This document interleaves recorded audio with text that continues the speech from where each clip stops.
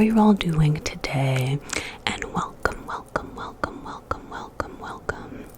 to a new positive affirmations video.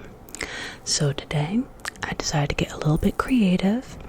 I brought some affirmation cards.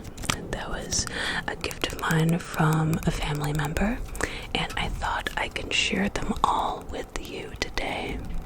And while I share each card, I'm going to be applying one layer of Revlon lip gloss. So the idea here is that with each positive affirmation equals an extra layer of love for you, for me, and for everyone who touches our hearts. So let's go ahead and get started here. I'm going to pull out the first affirmation card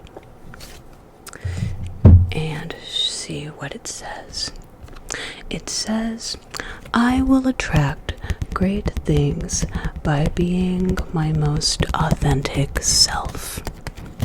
So with this, attracting great things from my perspective includes just being ourselves through intrinsic motivation.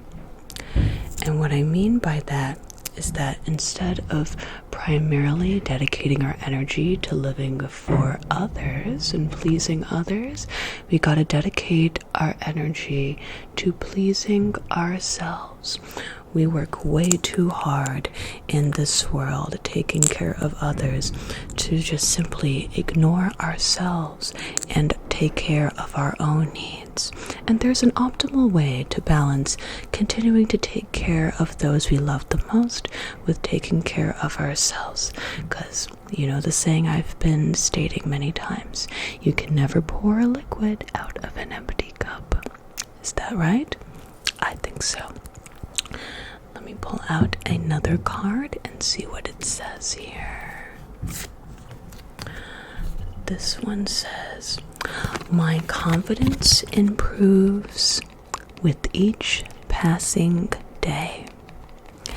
Now with this one, I would like that to be the truth, for my confidence to improve each day. And I hope the same thing happens for you too. Though I do encourage us to be gentle with ourselves and to understand that sometimes confidence can fluctuate, and it depends on where we are, what our goals are, who we are with, and our circadian rhythm. How motivated, how energized do we feel throughout the day? Are we more of a early bird? Are we more of a night owl? Are we more like myself, like an exhausted pigeon? And all three birds can be successful in that way. Another positive affirmation card. Let's see if this one speaks to you.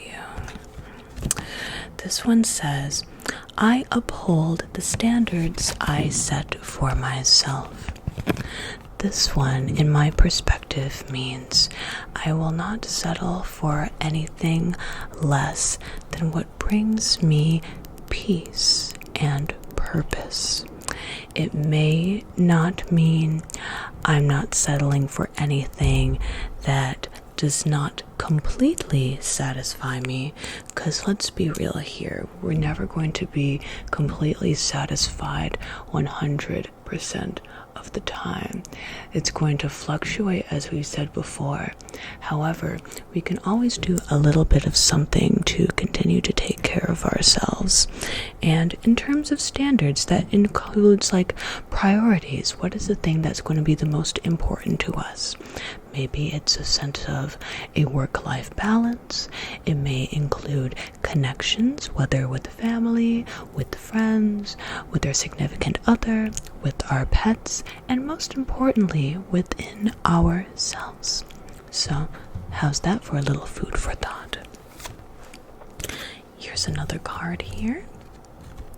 This one says, I breathe in confidence and I exhale fear. Now for this one, this reminds me of a quote from the legendary singer and piano player Miss Nina Simone. She's always said freedom means no fear, and I wholeheartedly agree with her. Although I will admit sometimes fear and uncertainty gets in my way just for the sake of safety, especially if I'm in an unfamiliar environment, a new situation, I'm tackling on a new goal, or I'm meeting somebody new. I think it's normal for us to have a little bit of fear and uncertainty. It's a part of our brain chemistry and how it serves to protect ourselves. However, I think it's really good to know that a little bit of fear is okay for protection. It's when it gets to be way too much fear, when it starts to feel debilitating. So that's my personal thought and reflection on that, but I definitely want to hear from you what you think might be the most optimal or the biggest card that has spoken to you thus far. So far I believe I did 4 layers. Let's see if we can get another card here. See what else we have in the deck. This one says, I am a trustworthy friend who shows up. I am a trustworthy friend who shows up. So within this one, I think it reminds me of the following quote: in order to have a friend, be a friend. And of course, while I think about that, we also need to make sure that we are keeping in check with our expectations, because there's only one of each of us. There's no other single person in the world who's exactly like us. And in that case, we need to make sure we're keeping our expectations in check. Just because we put out a lot of energy to a certain person who we may regard as a friend or a significant other doesn't mean that same amount of energy is going to return if that person is not on the same wavelength as we are. However, if we are with a person, whether it's a friend or a significant other or a family member, etc., and they do happen to be on the same wavelength as we are, that is a great, perfect balance and harmony. So, in order to have a great friend, be that great friend. If you have similar wavelengths, if you have a really great spouse who shares your wavelength, practice gratitude for your spouse in return. Make sure that there's a synergistic exchange of energy between you and your partner, or partners, or friends, family, etc. So that's my personal reflection. Looks like we got 5 cards and 5 layers. So let's see what we have next here. This one says, I attract loving relationships into my life. Now, in this modern day, this is the modern computer age where dating apps are quite prevalent nowadays, whether through Tinder or through Plenty of Fish, Coffee Meets Bagel, Bumble, Frenzy, Christian Mingle, Match. There's so many possibilities out there. However, there are so many amazing ways that people have found and met up with their spouses. And as long as I say you're on the same wavelength and you feel like you can grow together, continue supporting each other, that is one way that can attract a great relationship. And that's why I'm a huge proponent in energy and wavelengths. When you feel someone's energy, that alone can bring a great fulfilling connection even before you begin to open your mouth and speak.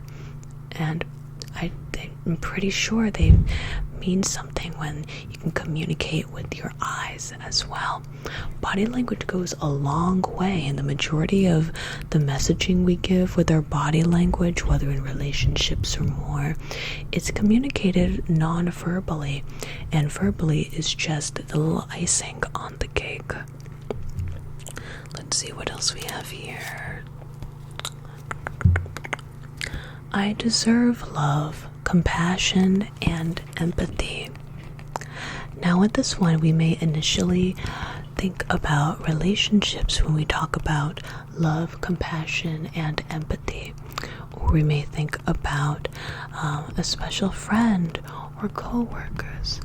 But I wanted us to remind ourselves that in terms of deserving love, this includes a sense of love for ourselves. And there's so many ways we can practice self-love, such as taking a little bit of a break, going on a getaway, curling up over a nice book, cooking yourself a nice meal, or taking yourself out to your favorite cafe or restaurant. The possibilities are endless here, and there's so many ways we can take good care of ourselves. And when we feel really good about ourselves, people who are surrounding us may start to feel that warmth and that energy as well. So what else do we have here with our cards? We've got so far 1, 2, 3, 4, 5, 6, 7 layers of gloss. This one says, beautiful things happen when you distance yourself from the negative. So my first thought with this one is that, say you are surrounded by many people who you believe you can call them your friends, but you're feeling like you're not on the same wavelength as them. You feel like your energy is getting a little bit drained when you're around them compared to when you're on your own. That may be quite a message that your inner aura is trying to tell you. So in terms of paying attention to that, try to have some more self-awareness and see which people in your life bring forth positive energy, feelings of peace, purpose, and happiness, and which people you may need to give a little bit of a healthy distance from. It may not mean you have to cut them off completely, but it's all about having that sense of balance and spending more of your free time with those who give energy compared to those who suck away your energy. And in some cases that might mean having to cut off a couple of people or a couple of forms, and that's okay. We're not going to have 100,000 friends in the world. In terms of that, we need to focus more on the quality of our friendships and relationships versus the quantity of them. At least that's how I feel. Let's see, let's take a look at our next card. This one says, though these times are difficult, they are only a short phase in life. This one can be quite thought-provoking. Many things have been going on in recent times, and many things have always been going on in the past. We all go through life with different kinds of obstacles, bumps in the road, and more. So within each of these, I like to compare them to a parabola and a trough, a peak and a trough. You know those quadratic equations where they go either in an arch or they go in a lower arch, whether it is convex or concave? That's going to continue flowing up and down until it feels a little bit more stabilized. And though hard times can happen and they are never fun, I agree on that, they are also a part of life. It's a part of how we grow, it's a learning opportunity, and it's how we continue to develop. And I know in my experiences, when I sometimes look back on some of those harder times in the past, it brings me a sense of appreciation and gratitude, not for the tough event in itself, but for how I was able to develop a sense of resilience while going through those tough events. So during a tough time you're having, it's okay to acknowledge your feelings. In fact, I heavily encourage that. Have that sense of self-awareness. Be very gentle with yourself and your feelings. Be honest with yourself and focus on your next steps. What are some ways we can develop a sense of resilience through taking care of ourselves, through a great sense of social support, etc.? So, those are some good words of wisdom that I have learned over the years. Let's see what more things we have. My gloss is holding on for dear life. So this one says, having a calm smile to face with being disdained indicates a kind of confidence. This one's quite interesting. So it kind of goes with our last card. And what I mean by that is that life isn't just about what happens to us. Life is also about what we do next. So in the times where we are faced with a conflict or stress, whether it's with an event or with a particular person, are we going to dwell on that conflict? Are we going to dwell on those tough feelings? Or are we going to feel those feelings for a moment, figure out what to do next, continue to cultivate and nourish our auras, and then continue to move on? And when we move on, it doesn't mean we didn't forget what happened and how we felt. It just means that it is a signal of strength and that we're able to continue and see this as a chapter or an era in our lives. Let's see, how many layers did I apply so far? I'm going to count the number of cards we have thus far because I'm starting to lose count already. We've got 1, 2, 3, 4, 5, 6, 7, 8, 9, 10. Okay, let's see if we can get up to at least 20. Alright, here is our next card. Or until the lip gloss starts to drip.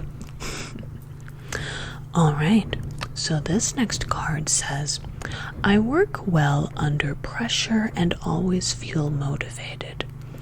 Now, I'm not really sure about this card, and the reason being is that I think what helps us work well depends on each and every one of us. Some of us may agree that we work best under pressure. However, some of us may work better when we have a lot more time on our hands to think. I actually heard this one research study from a friend of mine, and it showed that for some people, if they're having trouble coming up with an idea or a concept or motivation to complete a task, and they decide to take a little bit of a break, focus on something else, then they're able to come back feeling a lot more engaged and a lot more inspired to complete and continue their work. And of course, this depends on the task. So let's see, that was layer 11. This card says, I choose to let go of fear. So this could be very relevant for the times we have, whether it is with the environment or within a community or with peers, and sometimes a big move such as going to a new neighborhood, transferring jobs, a new friendship, a new date, for example, etc. It's okay to acknowledge if we have some fears in our lives. That's how we grow, that's how we learn. What matters is what we do with it. And it's okay to let go of that fear after we experience the fear a little bit. especially if we're feeling uncertain.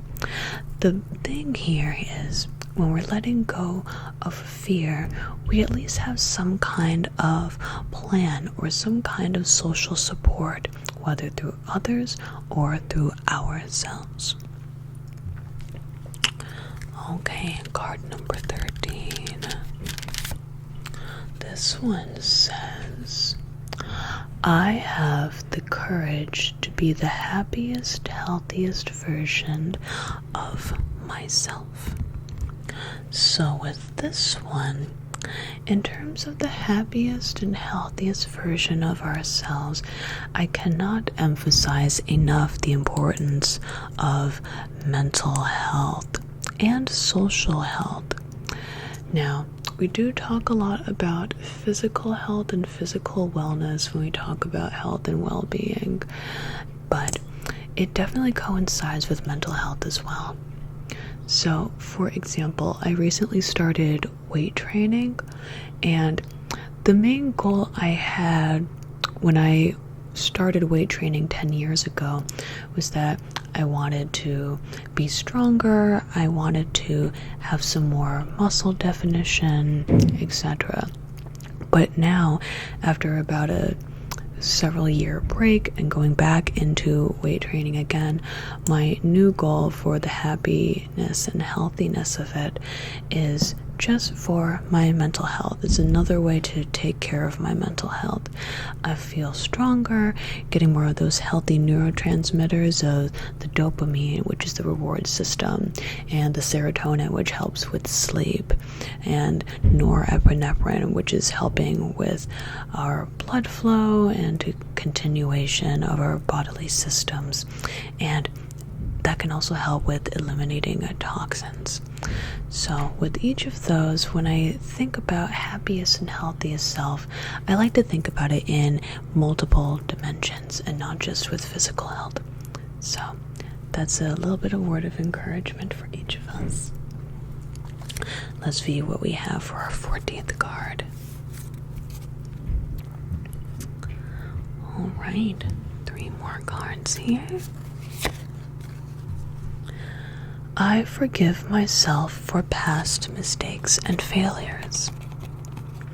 This one goes a lot with how we continue to grow and develop over time. Life is all a learning opportunity where we acknowledge where we may have been in the wrong, or acknowledge times when maybe, okay, I did one thing and maybe I could have done that differently. And it's okay to acknowledge those. That's what makes us human.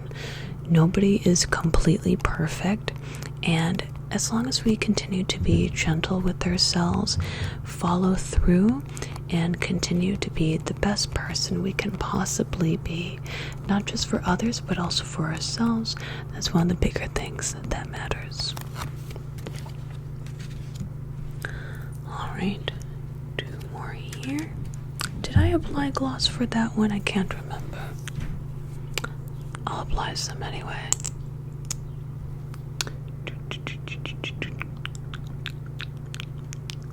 And the bottom lip. And the top. I'm starting to dab a little bit more than spread because I think if I swipe, it's just going to take some of it off.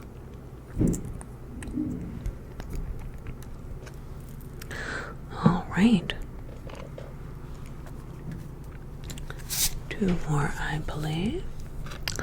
This card says, don't let yesterday use up too much of today. So with this one, if there's something that happened yesterday and maybe you thought, maybe I could have approached that a little differently, or maybe I shouldn't have said that, or it may be external, like, why did this happen? How could this happen?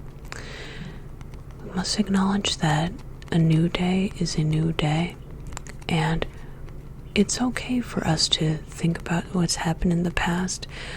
The only thing is that we need to make sure we don't dwell on it so much that it sucks away our energy for the next day, or the next week, or the next month. So, I think that's one thing that we continue to take one step at a time with as well. Because depending on our perceived severity of the situation, it may take a little longer, it may take a little shorter. 25, I think. I need to stop distracting myself. It's getting quite dewy.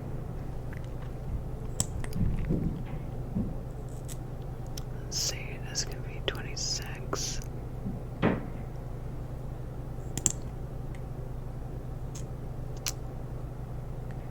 26.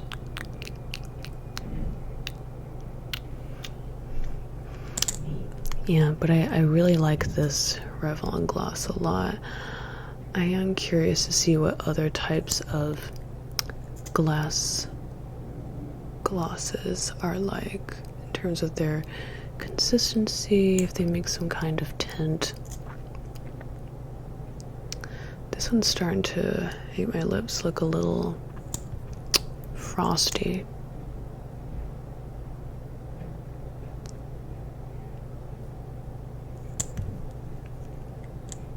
Almost turning into some kind of art piece.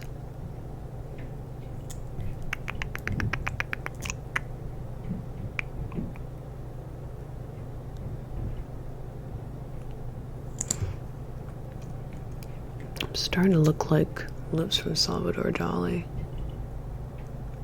I think this one is 30.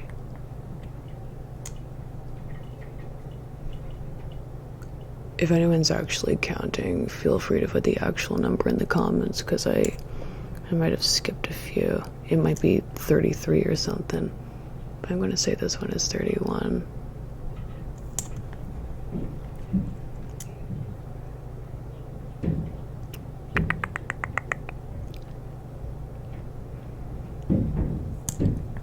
Yeah, it's trying to get quite a tint. I've also heard the glosses that have a bit of a lip plumping effect. I don't think I need it, but I may try a sample just to see what it looks like. This might be 33.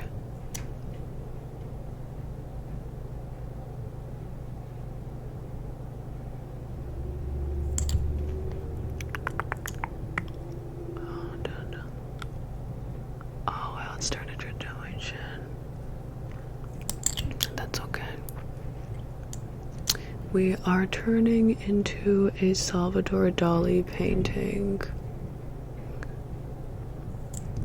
I might even record it on a page. I feel like I'm one of those people who just records a little bit of everything. 'Cause why not?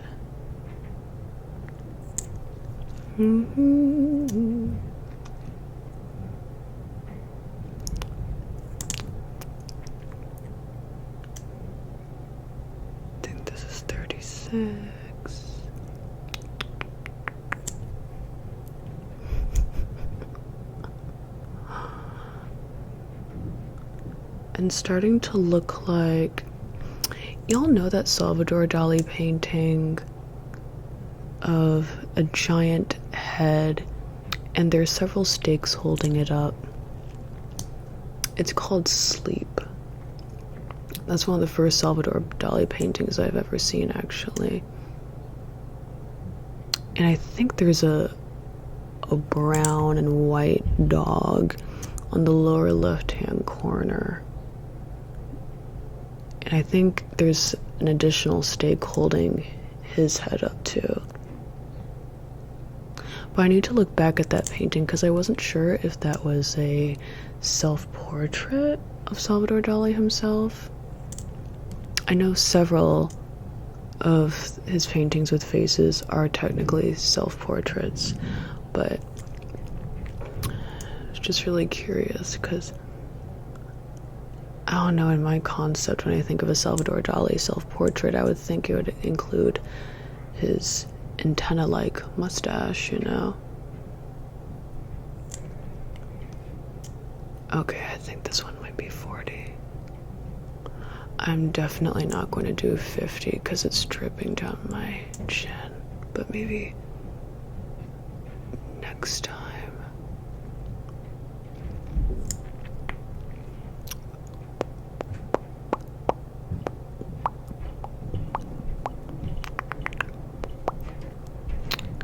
Alright, well, I appreciate you all tuning in to listen to these card affirmations. Thank you all for sticking around to listen to my little ramble, and I'm going to go ahead and wash my face before this drops onto the floor. Have a good day.